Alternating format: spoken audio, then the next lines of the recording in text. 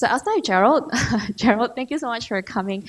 As an analyst, you look at global technology trends. I mean, you look at global technology companies. Can I just ask you to start talking about and sharing your views on what are some of the global trends that you've seen that are the most pertinent and affecting companies' business models in the last 3 to 5 years, and what do you see coming ahead as well?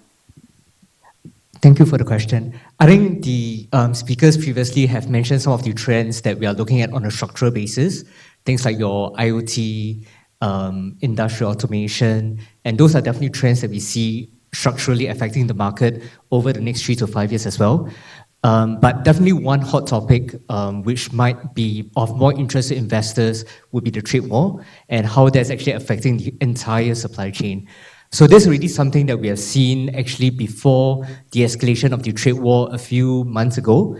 We are looking at companies planning how they want to relocate their supply chain, whether they want to be doing production in Singapore, in Malaysia, or in China.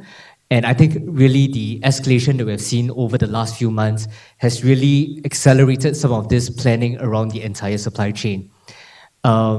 We have done a survey of companies, and what we find is that even before the escalation in the trade war, some of the companies are really finding that the cost of manufacturing in China has escalated with the increase in the wages. So they are looking at whether they want to be relocating their production to Vietnam, to Malaysia, and that is a trend that is probably going to be continuous.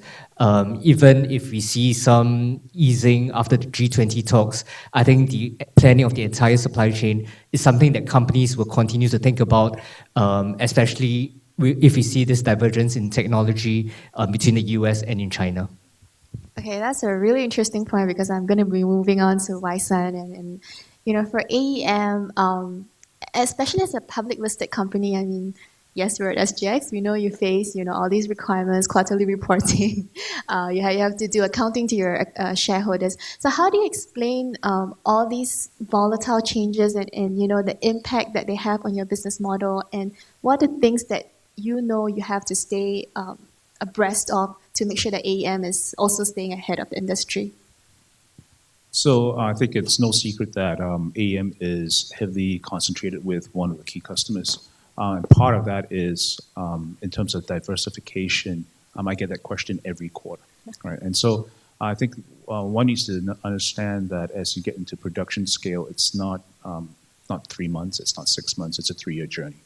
And so one needs to look at the leading indicators of what we're doing. So kind of objectives and key results. And so if you look at where we're investing, not only are we investing in R&D, we're investing in business development and sales and marketing, and through the key hires that we have in the US and now with the head of the system level test group. So that's that part of it in terms of where we're heading, and we presented our vision and technology roadmap pretty clearly. Volatility is something out of our control. That's a macro thing. I think you've seen in terms of our prior actions that when we saw emerging volatility, we took quick steps to control our costs. So that's something you need to look out for, where management has its ears on the ground and whether they are willing to take firm action, and we've demonstrated that. Obviously, announcing that we have initial business with Huawei stems into our belief that the world's going to bifurcate from a technology hemisphere. Right? It's our firm belief. It's a firm's belief. Everyone has their own view on that. But I think if you look at where China is taking it, they will have their own cloud, own processing technologies in the next 10 years. Not today. They've invoked the long march, and the long march means it's not tomorrow. They're taking the first steps for a 10-year journey.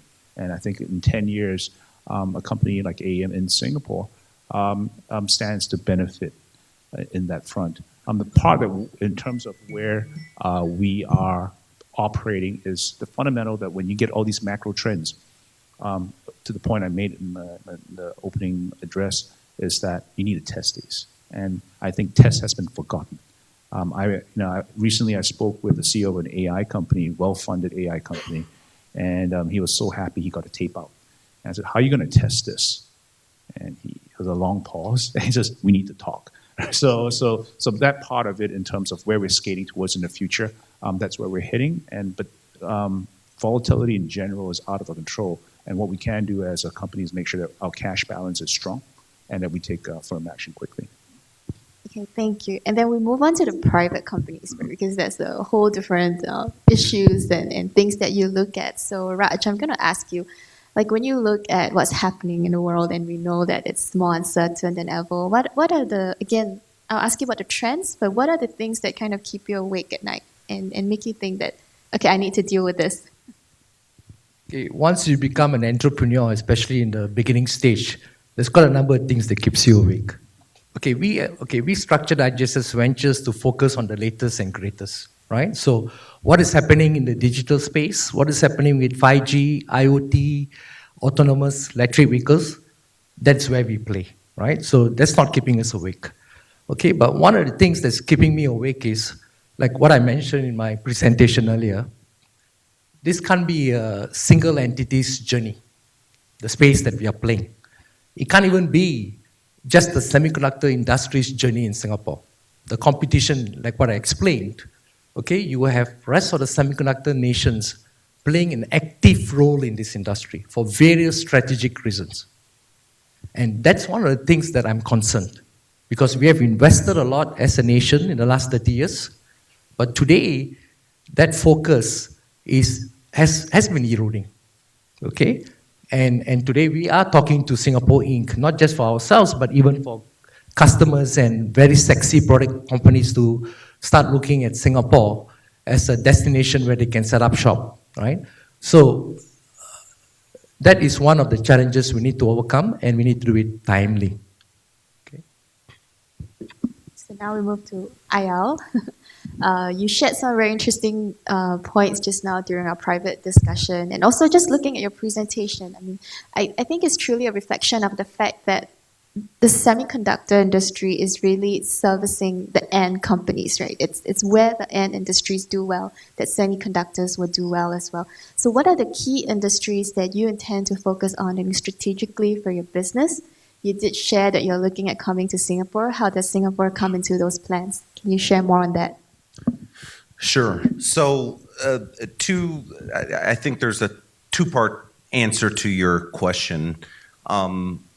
First, on how we are working with the semiconductor industry in general is moving away from this type of services aspect and working together with them to integrate in the verticals.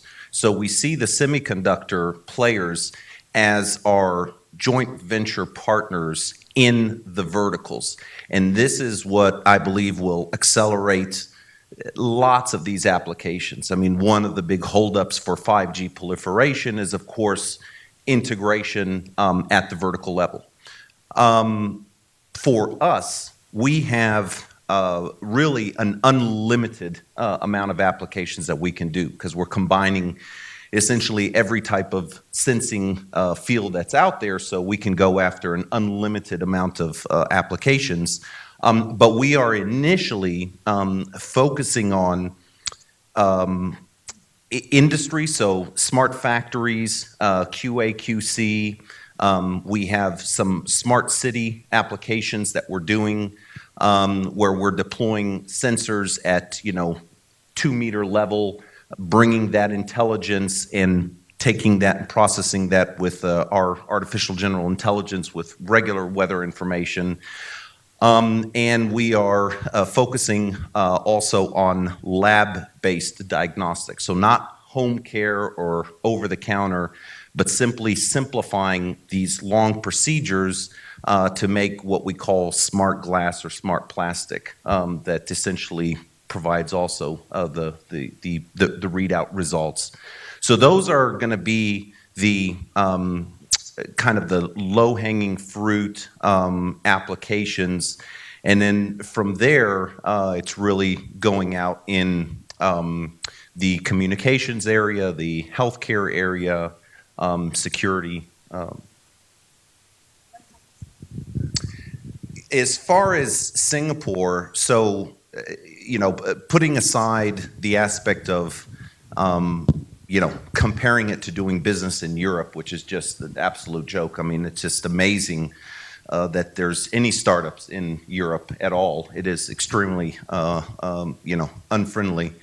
But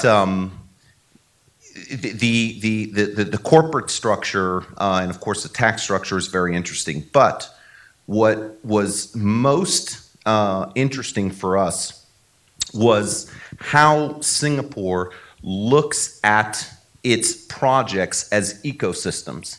And so you have this there's that saying, right, where you're always optimized for where you are right now. And so Singapore is at that research kind of space. So you have these institutes, you have these companies, you have this interplay with hospitals, but it's very much around research. And what we want to do is move that into the commercialization area. And our great desire is to get Singapore on board, very much what IGSS is also pushing, to take on this ecosystem, because we can launch incredible value products that will change people's lives if we can work together as an ecosystem and have a made in Singapore product that can also be a top 10 product around the world. And so you have this amazing playground where we don't have to work on, the size of the US or the size of China, which is quite difficult. With all these different, and so you have this, one ecosystem that we should be able to thread and really have a, countrywide, so to say, platform that is an amazing example and case for other countries to study. Yes, and I know a few people in the audience who would want to talk to you about coming to Singapore. So would we. And as Raj would tell you, we will also want to talk to you about an eventual IPO, but we will get to that later. I think back to Gerald, we really wanted you on the panel because I think we really wanted to hear from you, and therefore, the people that you do all these research content for. What exactly do investors look for? I mean, what are the questions that you get? Because one of the problems of tech companies is that it's tech, right? It's hard to understand. It gets technical. I'm going to not pretend that I understood all the presentations just now. So what exactly would investors want to know? Like if we drill down to, metrics or evaluation tools, what's most important to them? I think the technology roadmap that Stephen spoke about earlier would be relevant. What makes the technology special? What is the company doing that is different from what other companies within the value chain is not able to offer? I think that provides investors with an overview of what is the growth potential of the company. But apart from that, trying to understand the drivers of the earnings will be important, because at the end of the day, most investors will be valuing these companies on a price to earnings basis. And I think the easier companies make it easy for companies or investors to understand what are the earnings drivers, then the easier it will be for them to apply a multiple to the earnings. So what are the key drivers of the earnings? What are some of the key customers? In AEM's case, given that they have disclosed what some of their key customers are, that would allow investors to easily understand. For example, if Huawei were to be hit by a US ban, then we know how to calculate the impact to the earnings. But if the company were to potentially not be too open with the disclosure about the customers, then also make it very difficult for investors to understand if Apple were to cut the iPhone shipment volumes, what would be the potential impact. So I think that is the general framework in helping investors to understand what are some of the key earnings drivers and hence being able to value the company more efficiently. So Waisan, what do you have to say to that? I think in general, the key for a tech company, if you come to Singapore, is not to IPO too early. I think if you IPO too early, because there's a lot of volatility in your plans, and we know you're going to miss targets, and you need patient money. I think I've kind of thought about this quite a bit, and I know in Singapore there's actually very minimal transaction costs. So they'll trade out in and out of your position depending on quarterly earnings, because there's very little transaction costs. It's slightly higher with capital gains taxes, et cetera, in other countries where people kind of have at least a second thought before they sell. So I think Singapore, and the way it's set up, is just unfortunately not set up for tech companies that need time and need to make mistakes, right? So REITs and all are fine because you're very predictable. The moment a tech company pivots, you're going to be hit by quarterly pressures, and that's not what a tech company needs. So my advice and kind of my observations, don't IPO too early, even though we like to see them scores on the board for public companies. But I think then the next challenge is, can you find a set of investors, private equity, venture capital investors that actually understand what we're heading and have the patience to play the long game is what's needed. But in general, the companies that we have, the ecosystem that Raj talked about, is what I've seen personally. There's ready talent here. And entrepreneurs do take the risk. I think so, especially in the semiconductor industry where we have 40 over years of history, I think it's right. And I think there's a second play for semiconductors today as it moves from consumer to industrial. And that's a big white space that we should definitely look at. Now, for private companies, what is the difference? Sorry? For private companies, so for public companies, how do you work with investors? Like, what do you see from your end, and what do they look for? Okay, just before I answer the question directly, I concur with what Wai-san just said about patient investors, okay, and don't get into the stock market too soon, okay. But having said that, we have been around for 6 years. We have been very selective about the investors we bring in.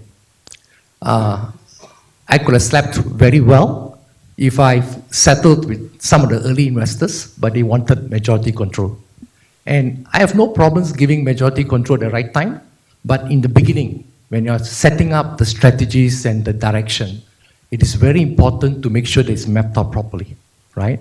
And for some of these investors, they had the money, but they didn't have the vision of where we are heading, right? So if you do find an investor who has both, then it's okay, right? Okay, now let me go back to the actual question, right? So it is not easy to get enlightened semiconductor investors, okay? Why? If you say Alibaba, if you say Google, everyone, even our 2-year-old grandkids will know about those companies. Maybe not 2 years old, but 6 years old at least. What is inside the systems? What is inside the modules? That's where we play. And perhaps that's why Intel coined the phrase, Intel Inside. But the rest of us, we can't go in and say, IGAN Inside, Compound Tech Inside, and so on and so forth. But having said that, right, if you look at all the things that was presented today, and look at the trade war, and look at the history, it tells you that this is a very, very strategic industry. The growth for the last 70 years has been, in general, double digit. It's a $460 billion company, and it will double in the next 10 years. And there are many different types of semiconductor companies. So if you're looking at it from a Singapore perspective, we were one of the pioneers. There's a lot of ecosystem here. And if you know where to play, it is a pretty safe investment.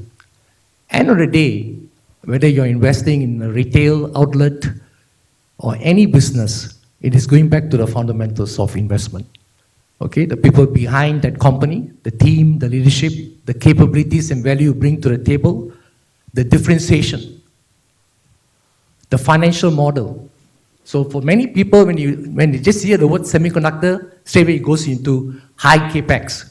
But in our model, we don't spend the capex on the plants. We spend minimal capex on the critical technologies and certain building blocks. And that's why one of our financial model is to keep our investments to 0.2x for every additional $1 revenue we want to generate. So I would say that this is a sector that is worth for the investor to do a bit more analysis, right? Because, again, it is a key fundamental thing that's going to ensure who's going to be successful, which nations, which companies are going to be successful going forward. Okay, it's not a sunset industry by any definition.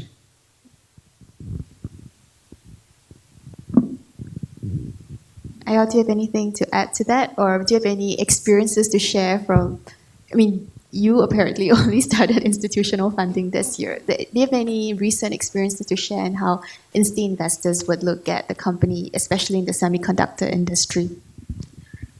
Yeah, so I think it's always it's interesting because the majority of the fundraising we have done has been in Europe or in the U.S., and so the experience that we're driving now in Singapore is going to be newer for us compared to what we've done overseas. But one thing that was interesting is we communicated that our commercial structure and holding structure was in Singapore.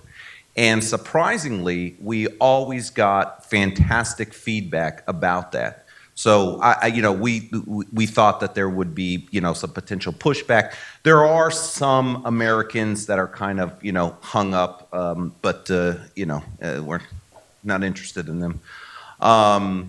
And the other aspect is this push about doing a potential IPO in Singapore versus in New York or one of the other. That's a more complicated topic. Now, one thing that's a bit untraditional in how we solved some of these issues that traditional semiconductor or bleeding edge technology companies face is you are dealing with an investor group or an institution. They have their rules, they have their interests. Because we have a platform that really allows us to create lots and lots and lots of verticals that benefit from this whole ecosystem, we were able to really make these special purpose investment companies, really nothing new about special purpose companies, but what the new spin about it here is that what would classically be a regular technology company that is looking to raise money for some product would be one of our products that we would create a whole team and a product value chain around it. And then that is matched up directly to what an investment group wants to do. Now, what has got those investors excited about investing at the higher level is that in this ecosystem, there is no wrong direction. Meaning, every time we develop a product or a vertical company, that same technology that is being used for this industry will be the same technology that solves a different problem statement in another industry. And so you have this ongoing secondary, tertiary, on and on and on expansion because, we make a sensor to solve this problem statement. That sensor turns around and solves, this problem statement in this industry and in this industry and in this industry. And so you just get the ball rolling, and that, of course, was a bit difficult because you're presenting something that is so far ahead of what's out there. But now, having gotten over that, then there really isn't any wrong direction. Okay, I am going to open up to the panel. I know we are cutting into lunchtime. Are there any questions that you would want to ask, either both to our research analysts at Credit Suisse or some of the companies here?